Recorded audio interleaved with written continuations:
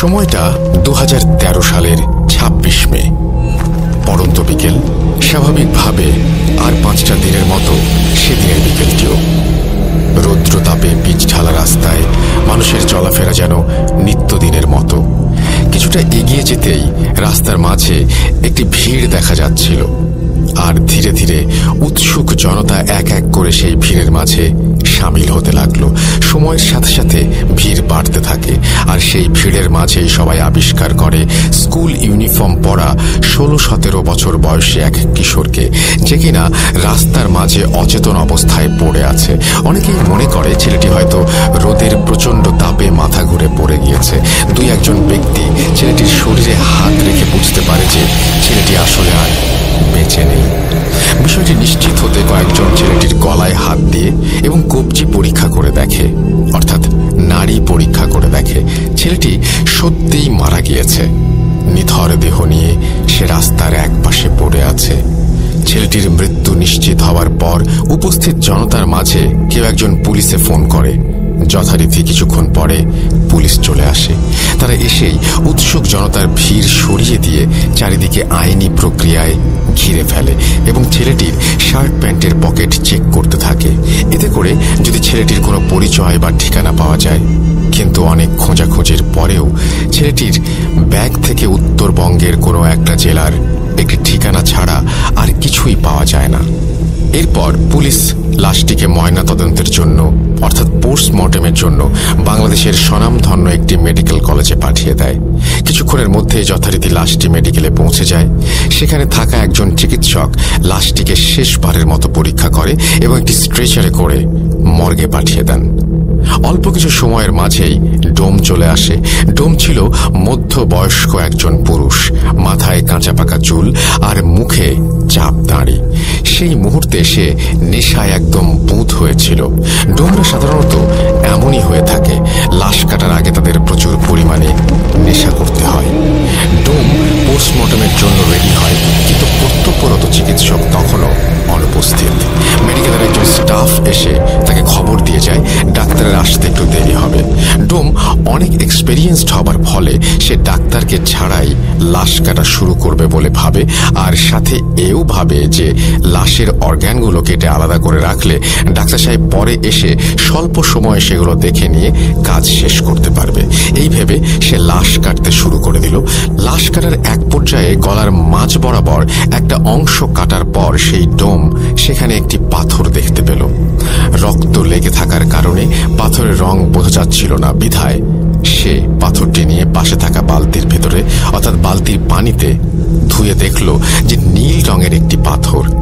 পাথরটি দেখে বেশ দামি বলে মনে হচ্ছিল, তাই সে লোভ সামলাতে না পেরে পাথরটি নিজের প্যান্টের পকেটে ঢুকিয়ে ফেলে আর ভাবতে থাকে যে এই পাথর বিক্রি করেই নেশার সামগ্রী কেনা যাবে। এরপর সে লাশ কাটা শেষ করবে। ঠিক এমন সময় কর্তব্যরত চিকিৎসক চলে আসেন মর্গে, আর অনেকটা সময় নিয়ে লাশের বিভিন্ন অর্গান চেক করে উনি ডোমকে বলেন, ছেলেটির মৃত্যুর কারণ আমার বোঝা হয়ে গেছে, আপনি লাশের সেলাই সহ বাকি কাজ শেষ করে ফিরে যেতে পারেন, আমি বেরোচ্ছি। এই বলে ডাক্তার মর্গের রুম থেকে বেরিয়ে চলে যান, আর ডোম লাশটি সেলাই করছিল। এমন সময় সে এক পুরুষ কণ্ঠের করুণ সুরে কান্নার আওয়াজ শুনতে পায়। কান্নার আওয়াজটা এতটাই করুণ ছিল যে যে কোনো ব্যক্তির কানে গেলে কষ্টে তার বুক ফেটে যাবে। ডোম তার সেলাই থামিয়ে মনে মনে ভাবছিল, এত বছর ধরে এখানে কাজ করছি, আজ পর্যন্ত কিছুই শুনলাম না, আবার কিছু দেখলামও না, তাহলে হঠাৎ এমন কান্নার আওয়াজ কোত্থেকে আসছে? যাকে মনে হয় আজকে একটু বেশি নেশা করে ফেলেছি, তাই এসব ভুলভাল শুনছি। মনে মনে নিজের সাথে এসব কথা বলে ডোম তার লাশ সেলাইয়ের কাজে মনোযোগ দেয়। লাশ সেলাই প্রায় শেষ। ঠিক এমন সময় সে শুনতে পায় কোনো পুরুষ কণ্ঠ খুব সুন্দরভাবে তাকে বলছে, যেটা নিয়েছ সেটা দয়া করে ফেরত দিয়ে দিও, না হলে বড় ক্ষতি হবে। ডোম এই কথা শুনে সেলাই বন্ধ করে দেয় আর প্রচন্ড ভয়ে ঘামতে থাকে। সে একটু সাহস নিয়ে জিজ্ঞাসা করে, কে কে কে কথা বলছে, কে? ডোমের কথা শেষ হবার আগেই সেই পুরুষ কণ্ঠ আবার বলে ওঠে, যা নিয়েছ ফেরত দিয়ে দিও, নইলে বড় ক্ষতি হবে। এবার ডোম আরো ভয় পেয়ে যায়, কিন্তু সে নিজেকে সান্ত্বনা দিয়ে ভয় কাঁটাতে শব্দ করতেই থাকে। হ্যাঁ হ্যাঁ হ্যাঁ, আজকে হয়তো একটু বেশি চড়িয়ে ফেলেছি, তাই এসব আওয়াজ শুনছি। সে একটু ভয়ে ভয়ে লাশ সেলাই করতে করতে ভাবে, এই পাথরটা বিক্রি করে নেশার জিনিস কিনবো, এটা আমি ঠিক নিয়েই যাব। এরপর সে আবার লাশ সেলাইয়ে মন দেয়। সেলাই শুরু করতেই তার মনে হতে থাকে মর্গের ভেতর সে ছাড়াও অন্য কারো উপস্থিতি আছে। তার কানের কাছে কান্নার সেই আওয়াজ যেন আরো স্পষ্টভাবে আসতে থাকে, আর একটু পর পর আওয়াজটা তার বাম কান থেকে ডান কানের দিকে, আবার ডান কান থেকে বাম কানের দিকে ঘুরতে থাকে। পরক্ষণেই কান্নার আওয়াজ থেমে যায় আর রুমটি একদম পিনড্রপ সাইলেন্ট হয়ে যায়। হঠাৎ সেই নীরবতা ভেঙে আবারও ডোম শুনতে পায় কেউ রুমের 4টা কোণা থেকে একসাথে বলছে, ফিরিয়ে দাও, দয়া করে ফিরিয়ে দাও, ওটা নিয়ে যেও না এখান থেকে, ফিরিয়ে দাও। ডোম সব শুনে অস্থির হয়ে নিজেকে বলতে থাকে, সব ভুল, আমি ভুল শুনছি আমি। এভাবেই নিজের সাথে কথা বলতে বলতে ডোম লাশ সেলাই শেষ করে ফেলে, আর সে ভয়ে ভয়ে খুব দ্রুত লাশটিকে ঢেকে দেয় আর হিমাগারে রেখে তড়িৎ বেগে মর্গ ত্যাগ করে। কিছুক্ষণ পর পুলিশ আসে ময়নাতদন্তের কাজ শেষ হয়েছে কিনা জানার জন্য। ময়নাতদন্ত শেষ হয়ে গেছে দেখে মেডিকেলের সমস্ত পেপার ওয়ার্ক সম্পূর্ণ করে লাশটিকে ছেলেটির ব্যাগে থাকা একটি ঠিকানায় পাঠাবার জন্য অ্যাম্বুলেন্সের কাছে হস্তান্তর করা হয়। জীবনে প্রথমবারের মতো মাইক্রোবাসের স্টিয়ারিং ছেড়ে অ্যাম্বুলেন্সের স্টিয়ারিংয়ে হাত রাখলেন অ্যাম্বুলেন্স চালক। তার জীবনের প্রথম ভাড়ায় এই লাশটি বহন করে নিয়ে যেতে হবে প্রায় 1.5 ঘন্টার পথ। হাসপাতালের সব ঝামেলা মিটিয়ে লাশ নিয়ে ঠিক 10টায় রওনা দিলেন অ্যাম্বুলেন্স চালক ও তার সহযোগী লাশটির প্রথম গন্তব্যস্থল ছেলেটির এলাকার থানায়। হাসপাতাল থেকে বেরিয়ে প্রায় 1.5 ঘন্টার পথ। যতদূর চোখ যায় বিস্তৃত খোলা মাঠ আর ফসলি জমি, সাথে পাকা রাস্তার দুপাশে বড় বড় গাছের সারি। রাতে অ্যাম্বুলেন্সের হেডলাইটের আলোতে এক মোহনীয় পরিবেশ তৈরি হয়েছে রাস্তা জুড়ে। কিছু দূর যেতেই অ্যাম্বুলেন্স চালক একটা ক্ষীণ ফিসফিস শব্দ শুনতে পেলেন। ঠিক বোঝা যাচ্ছে না কে বলছে বা কি বলছে, ফিসফিস করে বলছে। তিনি আরো ভালোভাবে খেয়াল করলেন এবং শুনতে পেলেন পুরুষ কণ্ঠে একটা চাপা আর্তনাদ খুব করুণ সুরে ভেসে আসছে তার কানে। রাস্তার মাঝে যা কিছু ঘটে যাক না কেন, আপনি দয়া করে গাড়ি থামাবেন না। এই ফিসফিস শব্দ অ্যাম্বুলেন্সের চালক বেশ কয়েকবার শুনতে পেলেন। তিনি শব্দের উৎস খুঁজে না পেয়ে পাশে থাকা সহকারীকে বললেন, তুই কি কোনো ফিসফিস আওয়াজ শুনতে পাচ্ছিস? তার সহকারী অনেকটা অবাক হয়ে তার দিকে তাকিয়ে বললেন, কই না তো। অ্যাম্বুলেন্স চালক বললেন, আমার মনে হচ্ছে কেউ ফিসফিস করে কথা বলছে, রাস্তার মাঝে কোনোভাবেই গাড়ি থামাবেন না, এরকম, সাথে করুণ আর্তনাদ।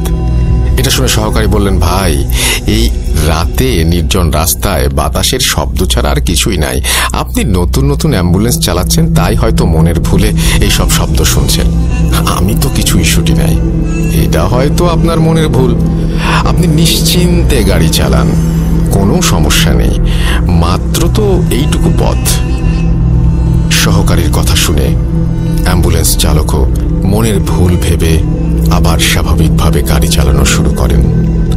এভাবে কিছুক্ষণ গাড়ি চালানোর পর চালক খেয়াল করলেন অন্ধকারের রাস্তার দুপাশে দুজন মানুষ দাঁড়িয়ে হাত উঁচু করে সাহায্য চাইছেন। তিনি সেদিকে তাকাতে অ্যাম্বুলেন্সের পেছনে থাকা ড্রাইভার আর রোগীর মাঝে যে জায়গাটা একটা জানলার মতো দেয়া থাকে, জানালায় টোকা দিয়ে আবার সেই পুরুষ কণ্ঠে কাঁদো কাঁদো গলায় গাড়ি না থামানোর জন্য অনুরোধ করতে লাগলেন। এবারে অনুরোধটা যেন একটু স্পষ্টভাবেই শুনতে পেলেন তিনি, কিন্তু তিনি খেয়াল করলেন তার পাশে থাকা হেল্পার খুব স্বাভাবিকভাবেই বসে আছে। সে রাস্তার দুজন লোককেও লক্ষ্য করছে না। তাই তিনি গাড়ি না থামিয়ে রাস্তার লোক দুজনকে পাশ কাটিয়ে সামনে চলে গেলেন। কিছু দূর গাড়ি চালানোর পরে চালক খেয়াল করলেন রাস্তার পাশে আবারও সেই দুজন লোক আগের মতোই হাত তুলে দাঁড়িয়ে সাহায্য চাচ্ছে। তবে এবার এবার ব্যাপারটি চালক এবং হেলপার দুজনেই একসাথে দেখে। ঠিক সেই সময়ে চালক আবার শুনতে পান সেই করুণ সুর, পুরুষ কণ্ঠ বলে চলেছে, আমি আপনাকে হাত জোর করে অনুরোধ করছি, দয়া করে গাড়ি থামাবেন না। চালক এবারও মনের ভুল ভেবে গাড়ি থামাতে যাওয়ার কথা হেলপারকে বলে। হেলপার বলে, ভাই গাড়ি থামিয়েন না, নির্জন রাস্তা, রাতে এমন করে অনেক ডাকাতি হয়। কিন্তু চালক একজন মহিলা মানুষকে সাথে দেখে তাদের কাছে গিয়ে গাড়িটা দাঁড় করালেন। চালক এবং হেলপার খেয়াল করলেন রাস্তায় দাঁড়িয়ে থাকা লোক দুজন মাঝবয়সী পুরুষ এবং মহিলা। পুরুষ লোকটি এগিয়ে এসে জানালেন সম্পর্কে তারা স্বামী স্ত্রী এবং কিছুক্ষণ আগেই তার স্ত্রীর মা মারা গিয়েছেন, তাই রাস্তার পাশে দাঁড়িয়ে তারা যাওয়ার জন্য একটা গাড়ির খোঁজ করছিলেন। চালক ও হেলপার এতক্ষণে মহিলার দিকে খেয়াল করে দেখলেন তার পরনে সুন্দর একটা গাঢ় নীল রঙের শাড়ি। চালক এবং হেলপার দুজনেই বেশ অবাক হলো এই ব্যাপারটা দেখে। মহিলার মা মারা গিয়েছেন, অথচ তিনি এত সুন্দর করে গাঢ় নীল শাড়ি পরে এসেছেন।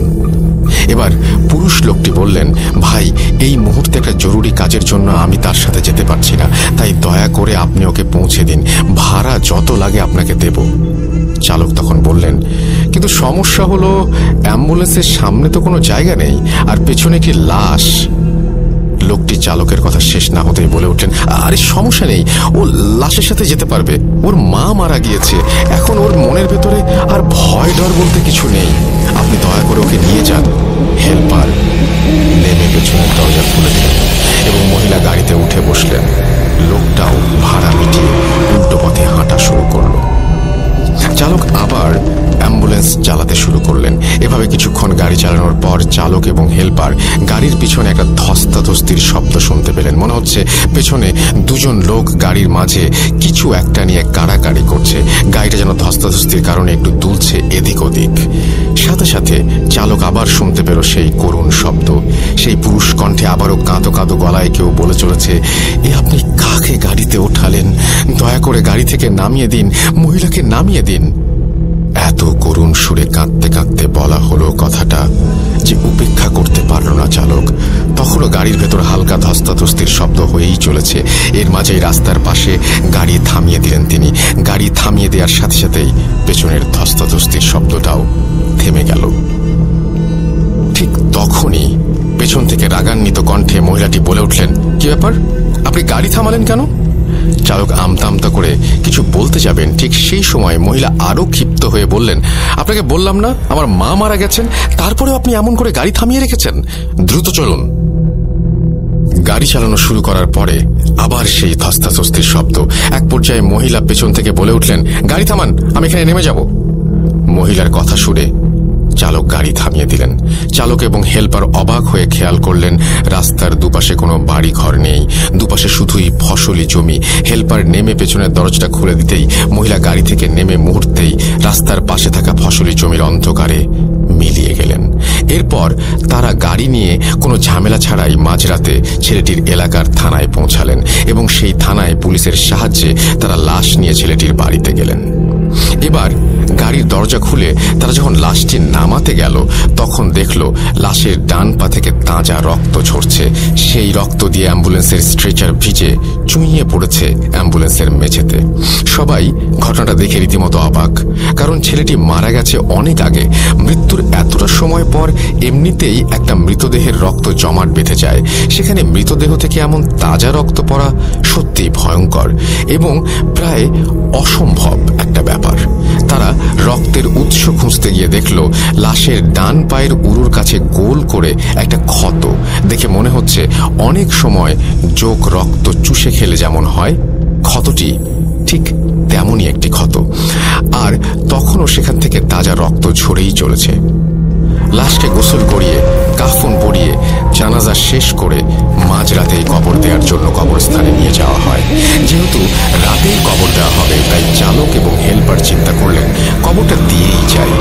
লাশ যখন কবরে নামিয়ে বাঁশের খাড়াল বিছিয়ে কবর দেওয়া হচ্ছে, চালক আর হেলপার তখন কবর থেকে একটু দূরে দাঁড়িয়ে হঠাৎ খেয়াল করলেন তার থেকে কয়েকটা কবর সামনেই 16-17 বছর বয়সী একটা ছেলে মাটিতে বসে এক দৃষ্টিতে তাকিয়ে আছে তাদের দিকে আর অঝরে কেঁদে চলেছে। তিনি ভাবলেন সে হয়তো মারা যাওয়া ছেলেটির বন্ধু, তাই বন্ধুর মৃত্যুতে এমন করে কান্না করছে। কিন্তু একটু পরে খেয়াল করলেন ছেলেটি শুধু তার দিকেই তাকিয়ে কান্না করে যাচ্ছেন, আর অন্য কারো দিকে তাকাচ্ছেন না। তিনি ভালো করে খেয়াল করে দেখলেন অন্য কেউ ছেলেটিকে দেখছেও না। ব্যাপারটা তখন বেশ ভয়ের আর অদ্ভুত লাগে তার কাছে। কবর দেয়া শেষ করে তারা যখন বাড়ির পথে যাত্রা শুরু করলেন, তখন চালক খেয়াল করলেন গাড়ির হেডলাইটের আলোতে রাস্তার পাশে কবরস্থানে কাঁদতে থাকা সেই ছেলেটি রাস্তার পাশে বসে ঠিক আগের মতোই তার দিকে তাকিয়ে আছে এবং কান্না করছে। সে কিছুক্ষণ পরপরই রাস্তার পাশে এমন করে ছেলেটিকে দেখছিল, চালক তখন অনেকটা ভয় পেয়ে যান। তার মনে তখন একটাই প্রশ্ন, তিনি ছেলেটাকে পার করে আসার পরেও কেন বারবার এমন দেখছেন, আর শুধুমাত্র তার দিকে তাকিয়েই বা কেন কান্না করছে?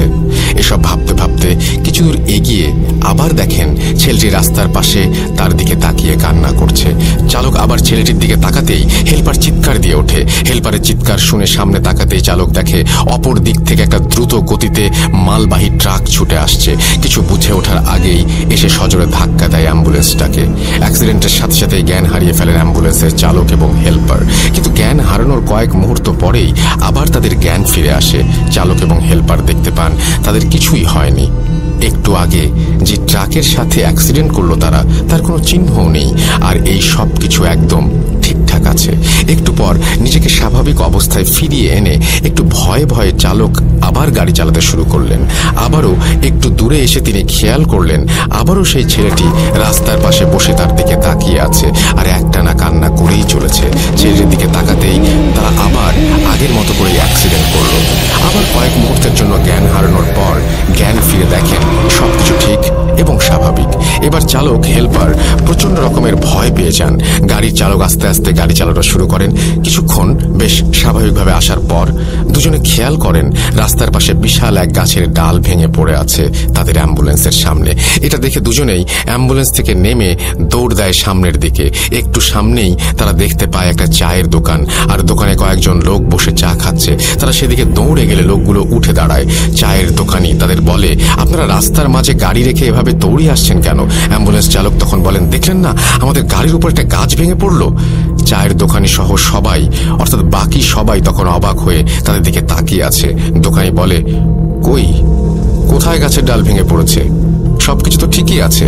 আমি দেখলাম আপনারা গাড়ি থেকে নেমে আসছেন, হঠাৎ কি হলো আপনি মাঝ রাস্তায় গাড়ি হার্ড ব্রেক করলেন?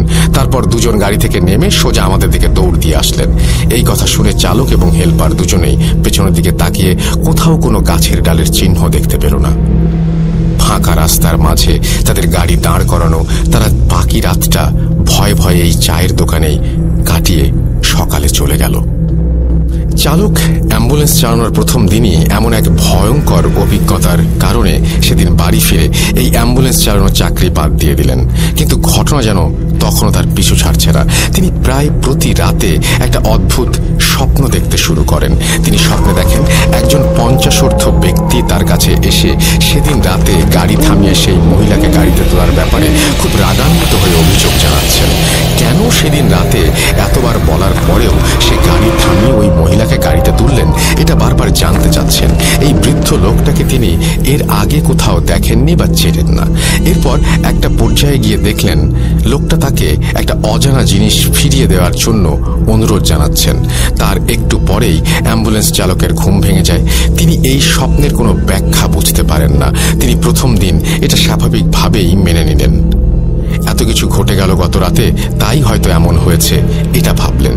কিন্তু প্রথম দিন এটা স্বাভাবিকভাবেই মেনে নিলেও সমস্যা হলো প্রতিদিন রাতে তিনি একই স্বপ্ন দেখা শুরু করলেন। বারবার সেই 50 লোকটা তার কাছে একটা অজানা জিনিস ফিরিয়ে দিতে বলছে।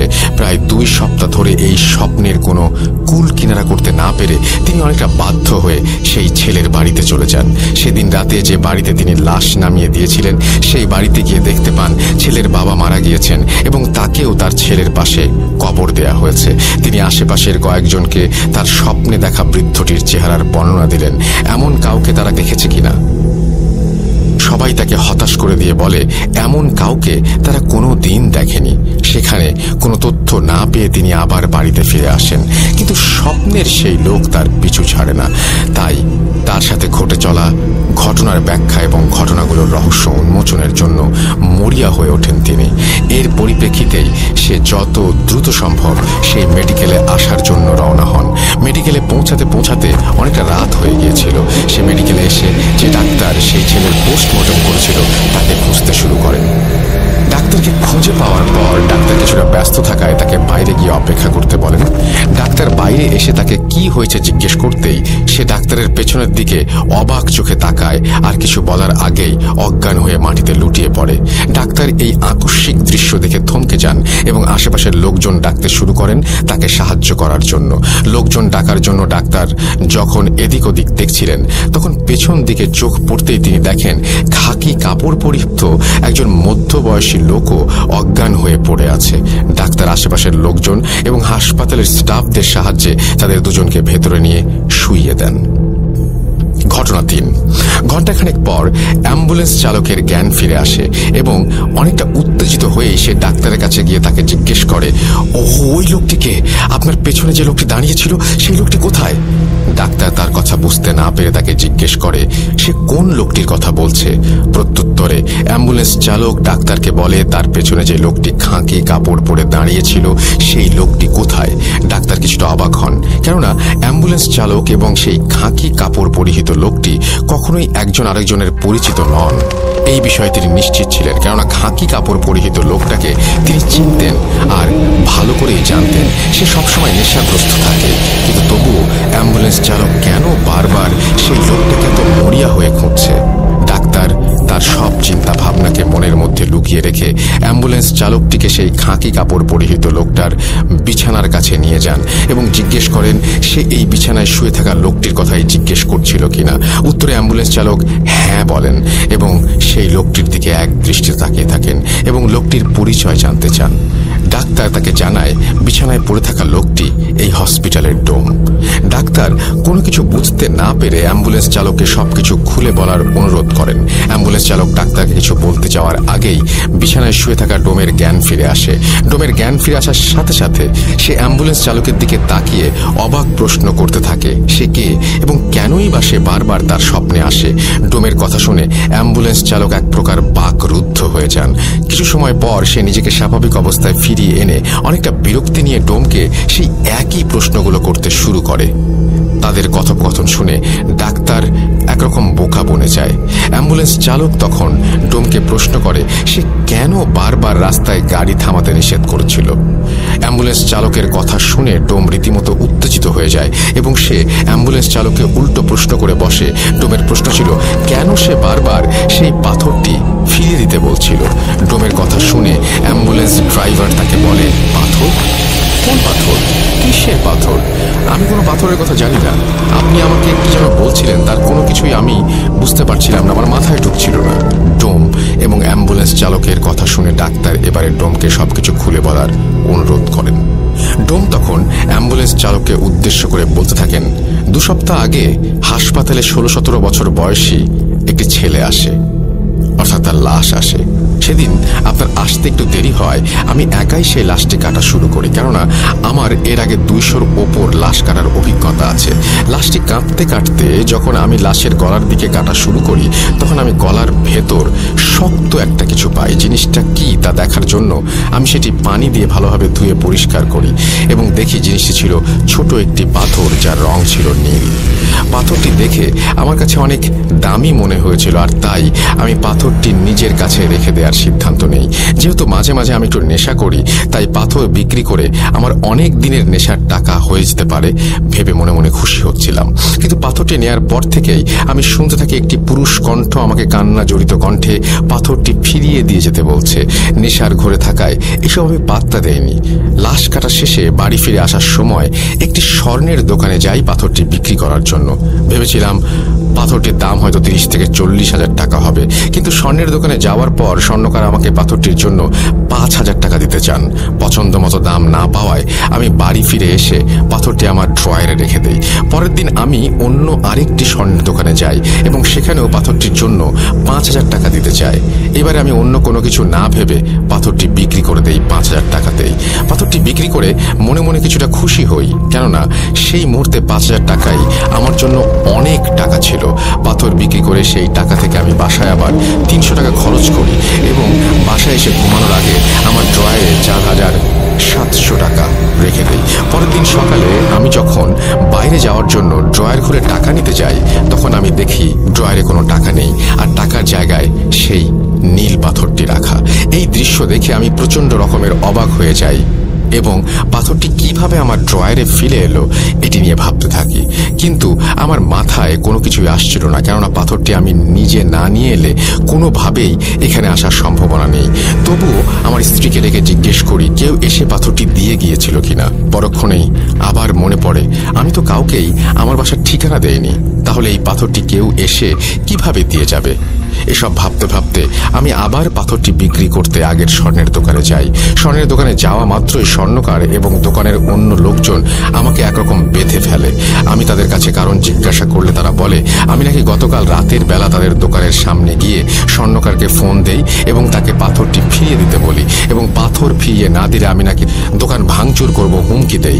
স্বর্ণকার ওই রাতেই দ্রুত এসে আমাকে পাথরটি ফিরিয়ে দেওয়ার পর আমি নাকি তাকে 4,700 টাকা দেই, আর স্বর্ণকার বাকি 300 টাকা কোথায় জানতে চাইলে আমি নাকি স্বর্ণকারকে দুটো চড় মেরে সেখান থেকে পাথরটা নিয়ে চলে আসি। স্বর্ণকারের কথা বিশ্বাস না করায় সে আমাকে তার দোকানের সিসিটিভি ফুটেজ দেখাতে চায়, আর আমিও রাজি হয়ে যাই। কিন্তু অবাক করা ব্যাপার হলো সেদিন রাতের কোনো ফুটেজই ক্যামেরায় ধরা পড়েনি। এরপর আমি স্বর্ণকারকে বুঝিয়ে শুনিয়ে পাথরটি আবার তাকে দিয়ে 4,700 টাকা নিয়ে বাসায় চলে আসি। বাসায় ফিরে আসার আগে আমি আবার সেই 300 টাকা খরচ করেছিলাম। ঘুমানোর আগে আমি টাকা ড্রয়ারে রেখে দিয়েছিলাম এবং সকালে উঠে আবারও পাথরটি নিয়ে আবার স্বর্ণকারের কাছে যাই। এবারে স্বর্ণকার আমাকে তার কয়েকজন লোক দিয়ে মারধর করতে শুরু করে। আমি তাকে মারধরের কারণ জিজ্ঞাসা করলে সে আমাকে বলে আমি নাকি গতকাল রাতেও আগের মতোই এসে তাকে ফোন দেই এবং পাথরটি ফেরত চাই। এবারে স্বর্ণকার তার সাথে আরও 2জন লোক নিয়ে আসে যেন আমি তাকে আর মারতে না পারি, কিন্তু এবারও নাকি আমি তাকে 4,400 টাকা ফেরত দিতে গেলে সে বাকি টাকাটা কোথায় জিজ্ঞেস করার পর আমি একাই স্বর্ণকার এবং তার সাথে থাকা 2 ব্যক্তিকে মেরে সেখান থেকে চলে আসি। এবারে আমি আর পাথরটি বিক্রি করে দিই। পাথরটি পাওয়ার পর থেকে আমি রাতের বেলা স্বপ্ন দেখতে শুরু করি, আর স্বপ্নের সেই ব্যক্তিটি আর কেউ না, তিনি হচ্ছেন অ্যাম্বুলেন্স চালক। আপনি আমার স্বপ্নে এসে পাথরটি ফেরত দিতে বলছেন। আমি মনের ভুল ভেবে বারবার এসব কিছু অগ্রাহ্য করে যাচ্ছিলাম, কিন্তু প্রতিদিনই আমি স্বপ্ন দেখি আপনি আমাকে বারবার পাথরটি ফেরত দিতে বলছেন। আপনি কেন আমার সাথে এরকম করছেন? কে আপনি? কি চান আমার কাছে? অ্যাম্বুলেন্স চালক ডোমের এই কথাগুলো শুনে কোনো অর্থই খুঁজে পাচ্ছিল না এবং সে নিজের দেখা স্বপ্নের কথাও ডোমকে জানায়। ডাক্তাররা তখন চুপচাপ দাঁড়িয়ে তাদের কথা শুনছিল। এবার সে বলতে শুরু করে ওই লাশের পোস্টমর্টম হবার পর থেকে আমার সাথেও ছোটখাটো কিছু ঘটনা ঘটছে। যেদিন আমি লাশটার পোস্টমর্টম করি সেদিন থেকেই আমি রাতের বেলা প্রায় সময়ই দেখতাম 16-17 বছর বয়সী একটি ছেলে, যার হাতে অনামিকা আঙুলটি কাটা, এবং সে আমার বারান্দায় বসে কাঁদছে এবং আমার দিকে তাকিয়ে হাত এমনভাবে ইশারা করছে যেন সে আমাকে তার কাছে ডাকছে কিছু বলবার জন্য। আমি মনের ভুল ভেবে অন্যদিকে মনোনিবেশ করার পরেও তাকে বারবার দেখতে পাচ্ছিলাম। সে আমাকে বলে মর্গ থেকে নাকি তার একটি জিনিস হারিয়ে গিয়েছে এবং সেটি এই হাসপাতালের সাথে জড়িত কারো কাছেই আছে। সে কান্না করতে থাকে এবং আমাকে তার জিনিসটি খুঁজে দেওয়ার জন্য অনুরোধ করতে থাকে। আমি প্রায় প্রতি রাতেই তাকে আমার বারান্দায় একই অবস্থায় বসে কান্না করতে দেখি এবং সে আমার কাছে বারবার তার হারানো জিনিস খুঁজে দেওয়ার অনুরোধ করে। তাদের 3 জনের কথার পর পরস্পরের মনে যেন এক ধোঁয়াশার সৃষ্টি হয়। তাদের সাথে কি হচ্ছে তারা কেউ কোনো কিছু বুঝতে পারছিল না। কোনো কিছু বুঝতে না পেরে তারা পুলিশের শরণাপন্ন হয়। পুলিশ স্টেশনে গিয়ে সেই লাশটির সম্পর্কে তথ্য জানতে চাইলে পুলিশ সরাসরি তাদেরকে তথ্য দিতে মানা করে দেয় এবং তারা পরীক্ষা নিরীক্ষা ও তদন্তের পর কিছু জানতে পারলে তাদের জানাবে, আর প্রয়োজন পড়লে তাদের ডাকা হবে। পুলিশ তাদের কাছে এই সব তথ্য জানতে চাওয়ার কারণ জানতে চাইলে তারা পুলিশকে সবকিছু খুলে বলে, কিন্তু পুলিশ এইসব অলৌকিক ব্যাপারে হাসি ঠাট্টায় উড়িয়ে দিয়ে তাদেরকে পুলিশ স্টেশন থেকে চলে যেতে বলে। এরপর তারা সকলেই নিজ নিজ বাসায় চলে যায়। তবে অদ্ভুত ব্যাপার হলো, সেদিনের পর থেকে অ্যাম্বুলেন্স চালক এবং ডাক্তারের সাথে আর কোনো ধরনের কোনো ঘটনা ঘটেনি, কিন্তু সেদিন থেকে ডোমের জীবন শুরু হয় এক বিভীষিকাময় কালো অধ্যায়ের। বাড়িতে ফিরে আসার পর ডোম আবার স্বপ্ন দেখতে শুরু করে। এবারে সে স্বপ্নে গাঢ় নীল শাড়ি পরিহিত মহিলাকে দেখতে পায়। মহিলা তাকে বারবার সেই অ্যাম্বুলেন্স চালককে একটি জিনিস দিতে নিষেধ করে এবং বলে যদি সে অ্যাম্বুলেন্স চালককে জিনিসটি দেয় তাহলে নাকি অনেক বড় ক্ষতি হবে। কিছুক্ষণ পর সে আবার স্বপ্নে দেখে অ্যাম্বুলেন্স চালকটি তার স্বপ্নে এসে তার কাছে কিছু একটা চাচ্ছে এবং বলছে যদি সে জিনিসটি তাকে না দেয় তাহলে নাকি সেই গাঢ় নীল শাড়ি পরিহিত মহিলা এসে তার অনেক বড় ক্ষতি করবে। কিন্তু ডোম কিছুতেই বুঝতে পারছিল না সেই মহিলা এবং অ্যাম্বুলেন্স চালক তার কাছে কি চাচ্ছে। অ্যাম্বুলেন্স চালক এবং সেই মহিলাটি ডোমের কাছে আসলে সেই পাথরটি চাচ্ছিল, কিন্তু সে কিছুতেই ভেবে পাচ্ছিল না তারা তার কাছে আসলে কি চাচ্ছে। ডোম কেন সেই পাথরটির কথা মনে করতে পারছিল না সেই বিষয়ে আমি কিছুক্ষণ পরেই আসছি। এরপর থেকে ডোম প্রতিদিনই একই স্বপ্ন দেখতে থাকে। নীল শাড়ি পরিহিত মহিলা বারবার তাকে এসে সাবধান করে দিচ্ছিল এবং তার কাছে জিনিসটি চাচ্ছিল, আর এটাও বলছিল জিনিসটা তাকে না দিলে সে তার অনেক বড় ক্ষতি করবে। এর কিছুদিন পর বাইরে থেকে বাজার করে ফিরে আসার সময় একটি রোড অ্যাক্সিডেন্টে ডোমের স্ত্রী মারা যায়। ডোম তখন বুঝতে পারে তার কাছে যে জিনিসটি চাওয়া হচ্ছিল তা না দেওয়ার জন্যই হয়তো নীল শাড়ি পরিহিত মহিলা তার স্ত্রীকে মেরে ফেলেছে।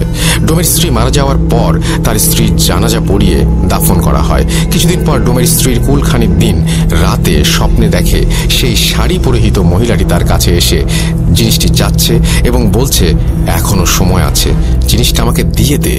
অ্যাম্বুলেন্স চালককে ভুলেও এই জিনিস দিবি না, জিনিসটা তুই আমায় দে। আর যদি তুই আমাকে জিনিসটা না দিস তাহলে তোর মেয়েকে হারাতে হবে, আমি চাইলে তোকেও মেরে ফেলতে পারি। এই স্বপ্ন দেখে ভয়ে ডোমের ঘুম ভেঙে যায় এবং সে ভাবে তার মেয়ের যেন কোনো ক্ষতি না হয়, তাই সে আর মর্গের কাজে যাবে না। এরপর সে সারাদিন বাসায় নিজের মেয়ের সাথে থাকতে শুরু করে। কিন্তু কিছুদিন পর কোনো এক দরকারে ডোম তার মেয়েকে নিয়ে বাসা থেকে বের হয়। দরকার শেষে মেয়ের সাথে কথা বলতে বলতে যখন বাসায় ফিরছিল তখন হুট করেই যে স্থানে ডোমের স্ত্রীর অ্যাক্সিডেন্ট করে মারা গিয়েছিল সেই একই স্থানে আসার পর সে তার মেয়ের কোনো একটা আওয়াজ শুনতে না পেয়ে যখন পেছন ফিরে তাকায় তখন সে দেখে তার মেয়েও সেই একই জায়গায় রোড অ্যাক্সিডেন্ট করেছে এবং সাথে সাথে সেখানেই মারা গিয়েছে। এই দৃশ্য দেখে সে হতবাক হয়ে যায়। তার মাথা একেবারেই যেন কাজ করা বন্ধ করে দেয়। বুকের ভেতরে চাপা কষ্ট নিয়ে ডোম তার মেয়েকে দাফন করে বাসায় ফিরে আসে। সেদিন রাতে এসে সেই নীল শাড়ি পরিহিত মহিলাটিকে স্বপ্ন দেখে ডোম। মহিলাটি তাকে বলে তোকে বারবার সাবধান করেছিলাম আর বলেছিলাম আমাকে জিনিসটা দিয়ে দে, কিন্তু জিনিসটা দিচ্ছিস না। আবারও বলছি আমাকে জিনিসটা দিয়ে দে, তোর স্ত্রী সন্তানকে মারতে পারলে আমি তোকেও মারতে পারি, কথাটা মাথায় রাখিস। তোর পরিবার তো শেষ হয়েই গিয়েছে, কিন্তু তুই মারা গেলে তো সবই শেষ। আমি চাইলে তোকে মারতে পারি, কিন্তু তোকে আমি মারছি না, কারণ আমার দরকারি জিনিসটা তোর কাছেই আছে। বাঁচতে চাইলে জিনিসটা আমাকে দে, আর খবরদার জিনিসটা অ্যাম্বুলেন্স চালককে দিবি না। ডোমের এই স্বপ্ন দেখা শেষ হওয়ার সাথে সাথেই সে আবার স্বপ্নে অ্যাম্বুলেন্স চালককে দেখতে পায়। অ্যাম্বুলেন্স চালক তাকে বলে জিনিসটা দয়া করে আমাকে দিয়ে দিন, আপনার পরিবারের দুজন সদস্য ইতোমধ্যে মারা গেছে, আপনি যদি বাঁচতে চান তাহলে জিনিসটা আমাকে দিয়ে দিন দয়া করে, সেই মহিলা আপনাকেও মেরে ফেলবে। কিন্তু ডোম কিছুতেই বুঝতে পারছিল না তার স্বপ্নে দেখা দুজন ব্যক্তি তার কাছে কি চাচ্ছে আর সে কিভাবেই বা সেই জিনিস তাদেরকে দেবে। এসব চিন্তা তাকে প্রায় পাগল করে ফেলে। তাই সে একদিন তার বন্ধুর কাছে তার সাথে ঘটে যাওয়া ঘটনাগুলো শেয়ার করে। ডোমের বন্ধু তার কথা শুনে এক হুজুরের সাথে দেখা করার পরামর্শ দেয় এবং বলে তার নাকি একজন পরিচিত হুজুর আছে, সে সে চাইলে নাকি তার বন্ধু তার সাথে দেখা করিয়ে দেবে। ডোম তার বন্ধুকে সেই হুজুরের সাথে দেখা করিয়ে দেওয়ার কথা বলে, কেননা সে এসব আর সহ্য করতে পারছিল না। পরের দিন সকালে ডোমের বন্ধু তাকে ফোন দিয়ে বলেন তার এলাকার মসজিদের ইমামের সাথে তিনি কথা বলেছেন এবং ইমাম সাহেব ডোমের সাথে বিকেলে দেখা করতে চেয়েছেন। বিকেলের দিকে ডোম একটু ঘুমিয়ে পড়ে এবং স্বপ্নে সেই মহিলা তার সামনে হাজির হয় এবং তাকে বলে, না না না না, ভুলেও এই কাজ করিস না। ওই হুজুর তোর কোনো উপকার করতে পারবে না। বাঁচতে চাইলে জিনিসটা আমাকে দে, আর এই হুজুরের সাথে দেখা করতে যাস না, কোনো লাভ নেই। স্বপ্ন দেখে ভয়ে ডোমের ঘুম ভেঙে যায়। সে ভাবে যত দ্রুত সম্ভব তার হুজুরের সাথে দেখা করা উচিত। এই ভেবে ডোম খুব দ্রুত বাসা থেকে বের হয় হুজুরের কাছে যাবার উদ্দেশ্যে। কিন্তু রাস্তায় যেখানে তার স্ত্রী এবং মেয়ের ওর অ্যাক্সিডেন্ট করে মারা গিয়েছিল, সেখানেই কাকতালীয়ভাবে তার সাথেও একটি দুর্ঘটনা ঘটে এবং সে পায়ের হাঁটুর নিচ থেকে পুরো অংশ চিরকালের জন্য হারিয়ে ফেলে। রাস্তার আশেপাশে থাকা মানুষজন তাকে ধরাধরি করে হাসপাতালে নিয়ে যায়। আর হাসপাতালে থাকা অবস্থায় ডোম স্বপ্নে দেখে সেই নীল শাড়ি পরিহিত মহিলা তার স্বপ্নে এসে তাকে বলছে, তোকে মানা করেছিলাম হুজুরের কাছে যেতে, তোর এই ভুলের জন্য তুই নিজেই নিজের ক্ষতি করে বসলি। তোকে আগেও বলেছি আমি চাইলে তোকেও মেরে ফেলতে পারি, কিন্তু আমার অতি প্রয়োজনীয় জিনিসটা তোর কাছেই আছে। আমি তোকে এই জন্য মারছি না, জিনিসটা আমাকে দিয়ে দে। অ্যাক্সিডেন্টের পর ডোম প্রায় 3 দিনের মতো হাসপাতালে থাকে। এর মধ্যে ডোমের সেই বন্ধু তার অ্যাক্সিডেন্টের খবর পেয়ে দ্রুত মসজিদের সেই ইমাম সাহেবকে নিয়ে হাসপাতালে চলে আসে। ইমাম সাহেব এসে ডোমের সাথে কি কি ঘটেছে বা ঘটে চলেছে তার সবকিছু জানতে চাইলে ডোমটাকে সবকিছু খুলে বলে। ঘটনা 4। ডোমের কাছ থেকে সবটা শোনার পর ইমাম সাহেব তাকে সান্ত্বনা দিয়ে সাময়িক সময়ের জন্য বাইরে বেরিয়ে আসেন। কিছুক্ষণ পরে তিনি ভেতরে গিয়ে যা বলেন তা শুনে সবাই প্রায় বাকরুদ্ধ হয়ে যায়। তিনি ডোমের বন্ধুকে ডেকে বলেন, আপনার বন্ধুকে কালো জাদু করা হয়েছে। শুধু তাই নয়, এই মুহূর্তে তার অবস্থাও খুব একটা ভালো নয়। যতটা তাড়াতাড়ি সম্ভব তার চিকিৎসার ব্যবস্থা করতে হবে। এরপর তিনি ডোমের কাছে গিয়ে বলেন, আপনার বাড়িতে কোনো পাথর আছে, নীল রঙের পাথর? ইমাম সাহেবের এই প্রশ্ন শুনে ডোম রীতিমতো হকচকিয়ে যান, কারণ ঘটনাগুলো বিস্তারিতভাবে বললেও তিনি ইমাম সাহেবকে নীল পাথরের কথাটি বলেননি। তাহলে তিনি পাথরটির ব্যাপারে কিভাবে জানলেন? কথাটি ভাবার সময় ইমাম সাহেব যখন আবারও তাকে এই প্রশ্ন করেন, তখন ডোম সবটা শুরু থেকে বলতে থাকেন। ডোমের কাছ থেকে পাথরের ব্যাপারটি শুনে ইমাম সাহেবের কপালে হালকা চিন্তার ছাপ দেখা যাচ্ছিল। এদিকে ছুটি কাটিয়ে ডাক্তার উৎপল বিশ্বাস যখন হাসপাতালে এসে জানতে পারলেন সেই ডোম অ্যাক্সিডেন্ট করেছে, তখন তিনি তার কেবিনে গিয়ে ইমাম সাহেবকে দেখতে পান। তিনি ডোমের বন্ধুর কাছ থেকে সবটা শোনার পর বুঝতে পারেন ঘটনা অন্যদিকে মোড় নিয়েছে। তাই তিনি ইমাম সাহেবের কাছে গিয়ে নিজের সাথে ঘটে যাওয়া এবং সেই অ্যাম্বুলেন্স চালকের সাথে ঘটে যাওয়া ঘটনাগুলো এক এক করে বলতে শুরু করেন। ডাক্তারের কাছ থেকে সবকিছু শোনার পর ইমাম সাহেবের আর বুঝতে বাকি রইল না যে আসলে কি ঘটতে চলেছে।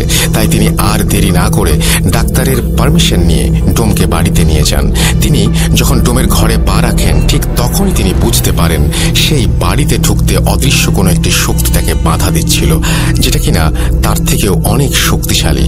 তাই তিনি নিজের এবং ডোমের ও তার বন্ধুর শরীর বন্ধ করে প্রবেশের চেষ্টা করেন। তবুও শুধুমাত্র ইমাম সাহেবের ক্ষেত্রেই এক প্রকার বাধা অনুভব হচ্ছিল। পরবর্তীতে ইমাম সাহেবের ভাষ্য মতে ব্যাপারটি ছিল ঠিক দুটি চুম্বক সমমেরুর মতো। দুটি চুম্বকের সমমেরু যেভাবে একে অপরকে বিকর্ষণ করে, ঠিক তেমনি ইমাম সাহেবকে ডোমের বাড়িতে ঢুকতে দেওয়ায় বাধা প্রদান করা হচ্ছিল। পরিস্থিতির অবনতি হতে পারে ভেবে তিনি ডোম এবং তার বন্ধুকে ভেতরে পাঠান পাথরটি নিয়ে আসার জন্য। কিন্তু ঘরের ভেতর গিয়ে পাথরটি হাতে নেওয়ার সাথে সাথেই দরজাওয়ালা আপনা আপনি বন্ধ হতে শুরু করে। ইমাম সাহেব নিজের মতো করে চেষ্টার পরেও পরিস্থিতি অনুকূলে আনতে না পারায় তিনি ওস্তাদের সাথে যোগাযোগ করেন এবং তার সাহায্য নিয়ে ডোম ও তার বন্ধুকে ঘর থেকে বের করে আনেন। তবে তখনও তিনি পাথরটি হাতে নিতে পারছিলেন না। কোন একটি অদৃশ্য শক্তি পাথরটি তার হাতে নিতে বাধা সৃষ্টি করছিল। কিন্তু আল্লাহর কালামের ওপর তো আর কিছু নেই। তাই বিভিন্ন তদবিরের মাধ্যমে তিনি পাথরটি নিয়ে একটা সাদা বাক্সে বন্দী করে নেন। এই ঘটনা চলাকালীন ইমাম সাহেব নিজের তদবিরের মাধ্যমে পুরো ঘটনাটি জেনে গিয়েছিলেন। কিন্তু এই ঘটনাগুলো ঘটার পেছনে যাদের হাত ছিল, তিনি তাদেরকে খুঁজে তাদের মুখ থেকে এই ঘটনা শুনতে চেয়েছিলেন। তাই তিনি দেরি না করে 16-17 বছর বয়সী ছেলেটির বাড়িতে খোঁজ নিয়ে সেদিকে রওনা হন। সেই এলাকায় যাওয়ার পথে ইমাম সাহেব রাস্তায় একজন কিশোরকে দেখতে পান, যে কিনা তার দিকে অপলক দৃষ্টিতে তাকিয়ে কেঁদে চলেছে। কিন্তু কিন্তু সেই কিশোরের মলিন মুখেও মিষ্টি একটা হাসি। প্রথমে ব্যাপারটি তিনি বুঝতে না পারলেও রাস্তায় কয়েকবার ঘটনাটি লক্ষ্য করার পর তিনি সবটা বুঝতে পারেন। গন্তব্যস্থলে পৌঁছে তিনি সরাসরি ছেলেটির বাড়িতে চলে যান এবং তার মায়ের সাথে কথা বলেন। কিন্তু সেখানে গিয়ে তিনি রীতিমতো অবাক হয়ে যান, কারণ মাত্র 3 দিন আগে ছেলেটির মাও এই দুনিয়া থেকে বিদায় নিয়েছেন। ব্যাপারটি ইমাম সাহেবের কাছে যেমন কষ্টকর, ঠিক তেমনই রহস্যজনক বলে মনে হলো। তিনি কবরস্থানে গিয়ে দেখেন বাবা, মা এবং ছেলের কবর একদম পাশাপাশি। মাত্র 1 মাসের মধ্যে একই পরিবারের 3 জনের মৃত্যু। তবে ছেলের মৃত্যু ছাড়া বাকি সবগুলো প্রায় স্বাভাবিক মৃত্যুর মতো। এরপর ইমাম সাহেব তার কবর জিয়ারত করেন এবং বুঝতে না পেরে আবারও নিজের ওস্তাদের সাথে যোগাযোগ করেন। তার ওস্তাদ বলেন, তুমি পাথরের বাক্সটি বাবা মায়ের কবরের মাঝখানে রেখে সেটিকে মুক্ত করে দাও, বাকিটা সেখানে দেখতে পাবে। ইমাম সাহেব তার ওস্তাদের কথা মতো কাজগুলো করার পর যা দেখেন তা ছিল শরীর শিউরে ওঠার মতো। তিনি দেখেন পাথরটি মুক্ত করে দেবার পর কবরের পাশ থেকে করুণ সুরে আর্তনাদ এবং কান্নার আওয়াজ। ব্যাপারটি দেখে তিনি কিছুটা ভয় পেয়ে যান। তবে তিনি যখন সালাম দিয়ে কথা বলার চেষ্টা করেন তখন অদৃশ্য কেউ তার সালামের উত্তর নিয়ে কবরের পাশ থেকে বলতে শুরু করেন। কণ্ঠ ছিল একটা পুরুষ কণ্ঠের মতো। তিনি বলেন, ওয়ালাইকুম আসসালাম। আপনাকে আমি কি বলে ধন্যবাদ জানাবো আমি জানি না। শেষ পর্যন্ত আপনি আমাকে আমার গন্তব্যস্থলে পৌঁছে দিয়েছেন, কিন্তু যাদের জন্য আমার এত লড়াই তারাই আজ পৃথিবীতে নেই। এটা বলে আবারও চাপা সুরে কান্নার আওয়াজ। ইমাম সাহেব কিছু কথা বলে তাকে সান্ত্বনা দেওয়ার চেষ্টা করেন এবং জিজ্ঞেস করেন আসলে তিনি কে এবং তাদের সাথে কি সম্পর্ক। কিছুক্ষণ পর সেই অদৃশ্য পুরুষ কণ্ঠ নাম বলে আর বলতে থাকে, আমি একজন জিন। এই নীল পাথরটি আমার বাসস্থান। আমাকে আমার গুরু এই 3 জনের সেবায় নিয়োজিত করেছিলেন। তারা ছিলেন অত্যন্ত ভালো মানুষ। মূলত আমার বাবা ছিলেন ওনাদের পূর্বপুরুষের রক্ষক। বংশ পরম্পরায় আমার কাঁধেও ওনাদের রক্ষার দায়িত্ব পড়ে। আমি অনেক চেষ্টা করেছি তাদেরকে রক্ষা করার, কিন্তু কিছু বিশ্বাসঘাতকের কারণে আজ সব হারাতে হলো, এমনকি এই পরিবারটাকেও। ইমাম সাহেব সবটা শুনে সেই বিশ্বাসঘাতকের ব্যাপারে জানতে চাইলে সেই জিনটি তার কাছ থেকে 3 দিনের সময় চেয়ে নেয় এবং বলে সেই বিশ্বাসঘাতকদের ইমাম সাহেবের মাধ্যমে সে সবার সামনে নিয়ে আসতে চায়। ইমাম সাহেব বাড়ি ফিরে যাওয়ার আগে সেই জিনটি একটি নির্দিষ্ট জায়গায় পাথরটি রেখে আসতে বলেন এবং ইমাম সাহেব জিনটির কথা মতো কাজ করে বাড়িতে ফিরে যান। প্রথম দিন কোনো সমস্যা দেখা না দিলেও 3য় দিন রাতে ইমাম সাহেব একটি স্বপ্ন দেখেন। তিনি দেখেন সামনে একজন নীল শাড়ি পরিহিত মহিলা এবং কালো পাঞ্জাবি পরিহিত পুরুষ দাঁড়িয়ে আছে। তাদের চেহারা একদম অস্পষ্ট। তিনি দেখলেন সেই 2 জন ব্যক্তি কাকে যেন জোর করে ফাঁসিতে ঝুলিয়ে দিয়ে অট্ট হাসি হাসতে হাসতে চলে গেলেন। এরপর ঠিক ফজরের আজানের সময় তার ঘুম ভেঙে যায় এবং তিনি আল্লাহর কাছে এই ধরনের বাজে স্বপ্ন থেকে মুক্তি চেয়ে বাঁ পাশে 3 বার থুতু ফেলেন। দিনটা বেশ ভালোই কাটছিল। ওই দিন সন্ধ্যা 6:30টার দিকে তিনি মাগরিবের নামাজ পড়িয়ে বাড়ি ফেরার পথে পেছন থেকে একজনের সালাম শুনে দাঁড়িয়ে পড়েন। কণ্ঠস্বর বেশ পরিচিত। তিনি বুঝতে পারেন এ সেই নীল পাথরের ভেতরে থাকা জিন। আজ 3 দিন পূর্ণ হওয়ায় সে সেই বিশ্বাসঘাতককে ধরিয়ে দিতে এসেছে। কিন্তু প্রথমে জিনটি বলে ওঠে, হুজুর, একটি দুঃসংবাদ আছে। সেই ডোম আজ ভোর রাতে মারা গিয়েছে। সিলিং ফ্যানের সাথে তার লাশ এখনো ঝুলছে। এটা শুনে ইমাম সাহেবের ভোর রাতের স্বপ্নের ব্যাপারটা মনে পড়ে যায়। তিনি হম্বিতম্বি করে বাড়ি গিয়ে পুলিশকে ফোন করে সবটা জানায় এবং পুলিশ সেই ডোমের লাশ উদ্ধার করে। কিন্তু তদন্তের সময় পুলিশ ইমাম সাহেবকে দোষী ভেবে বসে, কারণ সেই এলাকায় কেউই ডোমের মৃত্যুর ব্যাপারটা জানে না। কিন্তু ইমাম সাহেব এত দূর থেকে সবটা কিভাবে জেনে গেলেন? তারা ইমাম সাহেবকে গ্রেপ্তার করে থানায় নিয়ে গেলেও অনেক তথ্য আর অলৌকিক ঘটনার বর্ণনা দিয়ে তিনি পুলিশের কাছে একটি ফাঁকা রুমে একা থাকার অনুমতি এবং কিছুটা সময় চেয়ে নেন। পুলিশ সবটা শোনার পর তার নিজেকে প্রমাণের জন্য একটি শেষ সুযোগ দেন এবং একটি কক্ষে একা রেখে আসে। ইমাম সাহেব সেই কক্ষে যাবার পর আসন বসিয়ে জিনটিকে ডাকেন এবং বিশ্বাসঘাতকদের ব্যাপারে জানতে চান। এবার জিনটি বলতে থাকে, এই সব কিছুর পেছনে দায়ী হচ্ছে 16-17 বছর বয়সী ছেলেটির চাচা চাচি। তারাই আমাকে বন্দি করেছে আর তারাই আমাকে মেরেছে। তারা চেয়েছিল আমাকে বন্দি করে অসৎ কাজে ব্যবহার করবে, কিন্তু আল্লাহর অশেষ রহমতে আমি বেঁচে গিয়েছি। ওই চাচা চাচি সবাইকে মেরে স্বার্থ হাসিলের পর গা ঢাকা দেওয়ার জন্য ওই ছেলের বাড়িতেই বেছে নিয়েছে। আপনি যত তাড়াতাড়ি সম্ভব পুলিশের সাহায্য নিয়ে তাদের আটক করুন, নয়তো তারা আরও মানুষের ক্ষতি করবে। জিনের কাছ থেকে সবটা শোনার পর ইমাম সাহেব তাকে বিদায় দিয়ে পুলিশকে সবটা জানান। তবে পুলিশ এ ব্যাপারে বিশ্বাস করতে নারাজ। ইমাম সাহেব পুলিশকে শেষবারের মতো ভরসা করার অনুরোধ জানালে পুলিশ ব্যাপারটি বুঝতে পারে এবং ফোর্স নিয়ে বেরিয়ে পড়ে। সত্যি বলতে ব্যাপারটি অবিশ্বাস্য হলেও সত্য যে পুলিশ বাড়িতে রেড দেওয়ার পর দুজন ব্যক্তিকে খুঁজে পায় যারা সেখানে তন্ত্রবিদ্যা চর্চা করছিল। তাদের কাছ থেকে দুটো বই, একটা মাথার খুলি এবং একটি পাত্রে 3টি অনামিকা আঙুল পাওয়া যায়। দুটো আঙুল ডান হাতের এবং একটা বাঁ হাতের। পুলিশ সবকিছু সংগ্রহ করে তাদের আটকের পর ফিরে এলে ইমাম সাহেবের মাধ্যমে আস্তে আস্তে সব রহস্য উন্মোচিত হতে থাকে। সেই চাচা চাচির কাছ থেকে শোনা ঘটনার প্রতিটি অংশ গায়ে কাঁটা দেওয়ার মতো। মানুষ এতটা জঘন্য হতে পারে তা কল্পনারও বাইরে। চাচাচি ইমাম সাহেব এবং পুলিশের কাছে ঘটনাটি যেভাবে বলেছিলেন আমিও ঠিক সেভাবে লেখা শুরু করছি। চাচা, আমি তখন অনেক ছোট, পরিবারের সবচেয়ে ছোট সদস্য হওয়ায় আদরের পরিমাণটা বেশি হলেও কোনো উপহার বা আবদার পূরণের দিক দিয়ে সবার কাছে বড় ভাইয়ের কদর ছিল বেশি। আমাদের 2 ভাইয়ের মধ্যে বড় ভাইকে আব্বা সবচেয়ে বেশি ভালোবাসতেন। ভাই যা চাইতেন আব্বা তাই দিতেন, কিন্তু আমার ক্ষেত্রে এমনটা ছিল না। তাই ছোট থেকে আমার মনে একটা ক্ষোভ জমতে থাকে। বড় ভাইকে এতটা আদর যত্ন করার মূল কারণ হলো নীল পাথরের উত্তরাধিকারী। নীল পাথর হচ্ছে আমাদের পরিবারের রক্ষা কবচ। আমার দাদু একটা সময় জিন পালতেন এবং তাদের অনেকভাবে সাহায্য করতেন বিধায় উপহার স্বরূপ প্রতিটি প্রজন্মের রক্ষী হিসেবে একজন জিন পেয়ে থাকেন। আমার বাবাও পেয়েছিলেন। এদিকে পরিবারের পরবর্তী প্রজন্মের সবার বড় হওয়ায় আমার বড় ভাই ছিল পরবর্তী জিনের মালিক। এ পর্যন্ত সব ঠিক ছিল, কিন্তু মৃত্যুর আগে তিনি সম্পত্তির কিছু অংশ আমাকে দিয়ে বাকিটা বড় ভাইকে দিয়ে দিলেন। তার ধারণা ছিল যেহেতু তার মৃত্যুর পর বড় ভাই আমার দেখাশোনা করবেন, সেহেতু সম্পত্তির বড় অংশটুকু তার কাছে থাক। কিন্তু ব্যাপারটি আমি একদমই মেনে নিতে পারিনি। আমি অনেকভাবে সম্পত্তি হাতানোর চেষ্টা করেছি, কিন্তু সেই নীল পাথরের জিনের কারণে সম্ভব হয়ে ওঠেনি। এরপর ভাইয়ের বিয়ে হয়, একটা ছেলে সন্তানও হয়। এরপর আমারও বিয়ে হয়। বিয়ের পর আমার স্ত্রীকে দেখতাম সে বিভিন্ন মন্ত্র পড়ে অসুস্থ মানুষকে সুস্থ করে তুলত। তাই আমিও তার কাছ থেকে বিষয়গুলো শুনে আগ্রহী হয়ে শিখতে থাকি। একটা সময় আমরা দুজনই কবিরাজি শুরু করে দেই এবং শক্তিশালী মন্ত্র শিখে চর্চা করতে থাকি। এদিকে আমার ভাতিজাও বড় হতে থাকে এবং আবারও সম্পত্তি পাওয়ার আশা শেষ হতে থাকে, কারণ আমার কোনো ছেলে মেয়ে নেই। সম্পত্তি এবং নীল পাথরের ভাগিদার সে একাই। তাই এই ব্যাপারে আমি আমার স্ত্রীর সাথে আলোচনা করলে সে ভাতিজাকে আমাদের দোকানে নিয়ে আসতে বলে। সেখান থেকে আমরা কবিরাজির মাধ্যমে মানুষকে সুস্থ করে দিতাম। আমিও বড় ভাইয়ের সাথে কথা বলে ভাতিজাকে শহরে পাঠিয়ে দিতে বলি এবং ভালো স্কুলে পড়াবার আশ্বাস দেই। বড় ভাই আমাকে বিশ্বাস করে ভাতিজাকে পাঠিয়ে দিলে আমি রোজ স্কুল শেষে তাকে দোকানে নিয়ে বসাতাম এবং আমাদের কাজগুলো দেখিয়ে তাকে আকৃষ্ট করার চেষ্টা করতাম। এমনই একদিন আমাদের পরিকল্পনায় আমরা সফল হই।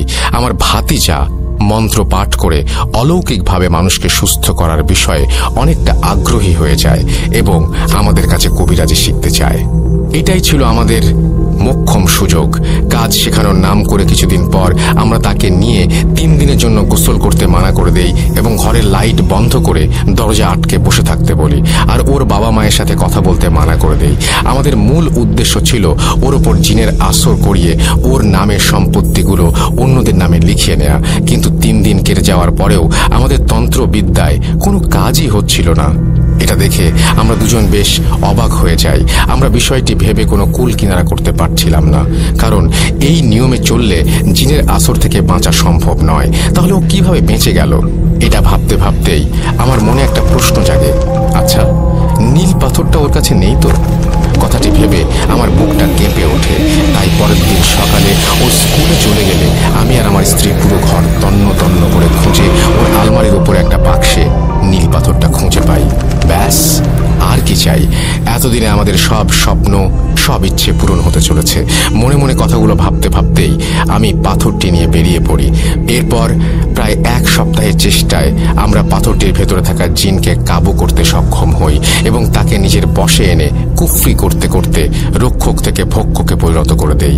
ওকে এমনভাবে কুফরি করা হয়েছিল যে ওর নিজের প্রতি আর ওর নিজের কোনো কন্ট্রোল ছিল না। আমরা ওকে পাথরে আটকে পাথরটি অদৃশ্য করে আবার ভাতিজার পানির বোতলে ঢুকিয়ে দেই। আমাদের মূল পরিকল্পনা ভাতিজাকে এনে সম্পত্তি লিখিয়ে নেয়া এবং পাথরটি চুরি হলেও এতে করে আমাদের ফেঁসে যাওয়ার সম্ভাবনা আছে। আমি পাথরটির ওপর কুফরি কালাম করে ওটার মাধ্যমে ভাতিজাকে মেরে ফেলার সিদ্ধান্ত নেই। এতে করে তার মৃত্যুতে আমাদের ওপর কোনো সন্দেহ আসবে না এবং ভাইয়ের সম্পত্তির ভাগটাও একটা সময় আমাদের কাছেই চলে আসবে। যেই ভাবা সেই কাজ। কুফরি করা পানি খেয়ে রাস্তার মাঝে পাথরটি ভাতিজার গলায় আটকে যায় এবং দম বন্ধ হয়ে যায়। এরপরের ঘটনাগুলো আপনারা সবাই জানেন। তবে আমরা এতদিন লুকিয়েছিলাম না। আমরা ভাইয়ের বাড়ির আশেপাশেই ছিলাম এবং তাদের কুফরি করা পানি খাইয়ে আমাদের কথা ভুলিয়ে রেখেছিলাম, যাতে করে আমাদের ব্যাপারে পুলিশকে জানাতে না পারে। ভাতিজা মারা যাবার দিন রাতে হসপিটালে আমি শুধু অ্যাম্বুলেন্স চালক আর ডাক্তারকে দেখেছিলাম। সেই মুহূর্তে আমার উদ্দেশ্য ছিল নীল পাথর খুঁজে পাওয়া, কিন্তু অনেক চেষ্টার পরেও আমি কোনো খোঁজ পাইনি। তাই ডাক্তারের রুমালটা আমি চুরি করে নেই এবং সেটার মাধ্যমে সেই রাতেই আমি তাকে কালো জাদু করি। আর অ্যাম্বুলেন্সের চালককে কালো জাদু করার জন্য আমি জিনকে আমার স্ত্রীর সাথে পাঠিয়ে দেই রাস্তায় গাড়ি থামিয়ে কোনো কিছু সংগ্রহ করার জন্য।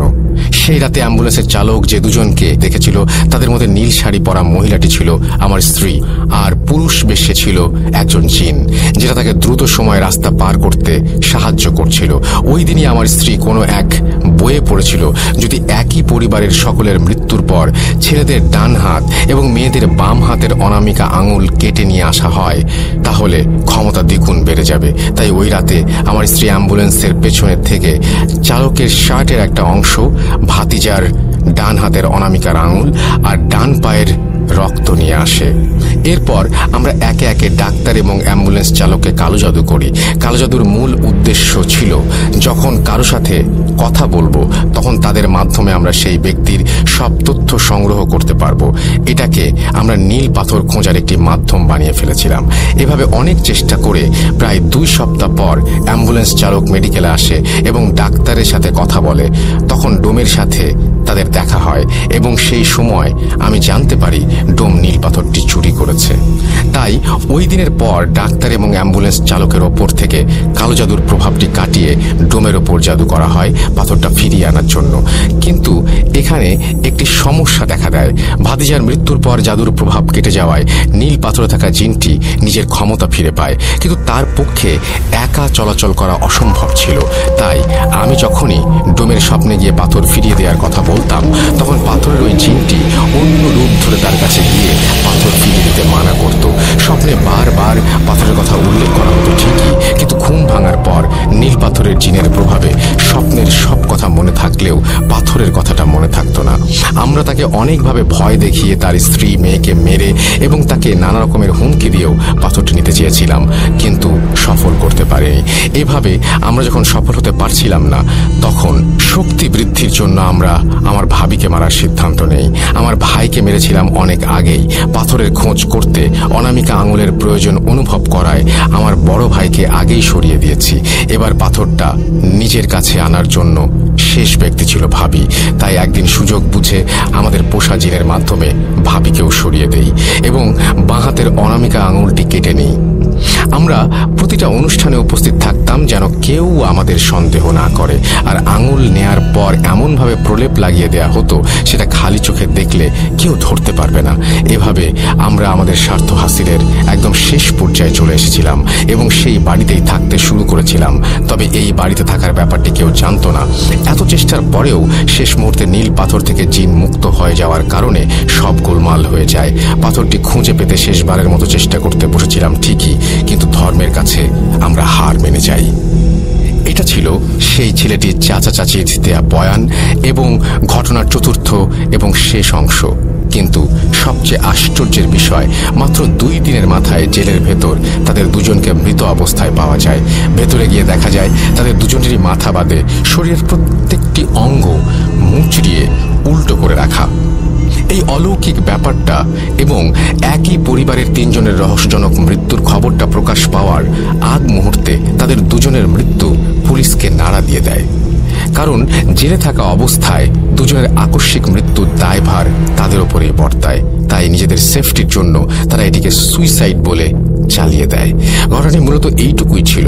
এটা আমার কাছে আজও অবিশ্বাস্য বলে মনে হলেও ধর্মের বিশ্বাসে অসম্ভব কিছুই নেই।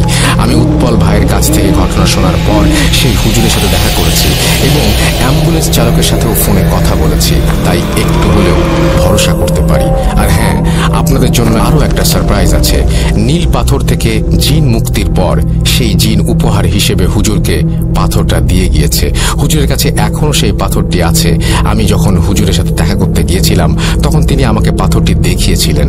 আর আমার কাছে এই মুহূর্তে নীল পাথরের একটি ছবিও আছে। ছবিটি দেখতে চাইলে আমাদের ফেসবুক পেজে ইনবক্স করুন। আশা করি ঘটনাটি আপনাদের ভালো লেগেছে। হ্যালোইন স্পেশাল এপিসোডের জন্য সিফাত ভাইয়ের এত সুন্দর একটা প্ল্যানের পর আমি যখন ঘটনাটি তাদের শোনাই তখন তারা অনেক আগ্রহ নিয়ে ঘটনাটি লেখার জন্য রাজি হয়েছিলেন। তাই আমি আবারও তানভীর তুষার, সাবিত আলম আর সিফাত ভাইকে মন থেকে শুকরিয়া জানাচ্ছি। আজ এ পর্যন্তই। সবাই ভালো থাকবেন, সুস্থ থাকবেন, মোস্ট ইম্পর্টেন্টলি ভূত.com এর সাথে থাকবেন। সবাইকে আবারও হ্যালোইনের শুভেচ্ছা। আসসালামু আলাইকুম। অনেক অনেক ধন্যবাদ আপনাদেরকে। আপনারা এই চমৎকার একটি ঘটনা উপস্থাপন করেছেন এবং এই ঘটনাটি আপনারা 4 জন মিলে মোটমাট লিখেছেন এবং চমৎকার বর্ণনা, চমৎকার উপস্থাপন শৈলী এবং সবকিছু মিলিয়ে এই ঘটনাটি সত্যিই আমার কাছেও খুবই ভালো লেগেছে। আশা করছি এই ঘটনাটি আপনাদেরও পছন্দ হয়েছে। যদি ভালো লাগে অবশ্যই আমাদের জানাবেন। আমাদের ইমেল অ্যাড্রেস হচ্ছে russell.booth.com@gmail.com। আমরা চলে যাব আমাদের পরবর্তী ঘটনায়।